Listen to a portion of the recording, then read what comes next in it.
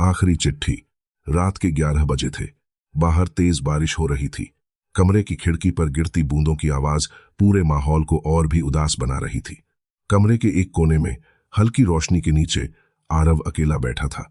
उसके हाथों में एक पुरानी हल्की पीली पड़ चुकी चिट्ठी थी। वो चिट्ठी उसकी मां की थी, जो 5 साल पहले इस दुनिया को छोड़कर जा चुकी थी। आरव ने कांपते हाथों से चिट्ठी खोली। बेटा, अगर तुम ये चिट्ठी पढ़ रहे हो तो शायद मैं अब तुम्हारे साथ नहीं हूं। इतना पढ़ते ही उसकी आंखें भर आईं। उसने गहरी सांस ली और आगे पढ़ने लगा। तुम बचपन से ही बहुत चुप रहते थे, हर दर्द अपने अंदर छुपा लेते थे। लेकिन बेटा, जिंदगी में कभी खुद को अकेला मत समझना। मैं हमेशा तुम्हारे साथ रहूंगी। आरव के होंठों पर हल्की मुस्कान आई, लेकिन उसके दिल में सालों पुराना दर्द अब भी जिंदा था। 5 साल पहले उसकी मां अस्पताल में भर्ती थी। डॉक्टर ने कहा था ऑपरेशन तुरंत करना होगा और उसके लिए 5 लाख रुपए चाहिए। आरव ने हर जगह मदद मांगी, दोस्तों से, रिश्तेदारों से, यहां तक कि बैंक के चक्कर भी लगाए, लेकिन पैसे पूरे नहीं हो पाए। और फिर एक रात उसने अपनी मां को हमेशा के लिए खो दिया। उस दिन के बाद से आरव खुद को कभी माफ नहीं कर पाया। उसे हमेशा लगता रहा, मैं अच्छा बेटा नहीं था। अगर मैं पैसे जुटा लेता तो मां आज जिंदा होती। बाहर बारिश और तेज हो गई थी। आरव ने आंसू पोंछे और चिट्ठी का आखिरी हिस्सा पढ़ा। बेटा, एक सच है जो मैंने तुमसे कभी नहीं कहा। आरव अचानक रुक गया।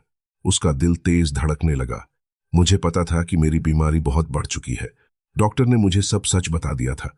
ऑपरेशन के बाद भी मेरे बचने के चांसेस बहुत कम थे। आरव के हाथ कांपने लगे। उसने जल्दी से आगे पढ़ा। इसलिए मैंने डॉक्टर से कहा था कि तुम्हें सच मत बताना।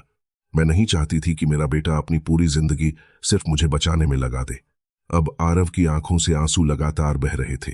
बेटा, तुम्हारी कोई गलती नहीं थी। कमरे में गहरी खामोशी छा गई।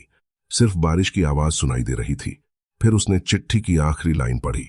एक वादा करो, मेरी तरह किसी और मां को पैसों की वजह से मरते हुए मत देखना। आरव ने चिट्ठी को अपने सीने से लगा लिया। उस रात उसने अपनी जिंदगी का सबसे बड़ा फैसला लिया। अगले दिन उसने अपनी नौकरी छोड़ दी। लोगों ने उसे पागल कहा, रिश्तेदार हंसे, खुद की जिंदगी संभल नहीं रही और चला है दुनिया बचाने। लेकिन आरव नहीं रुका।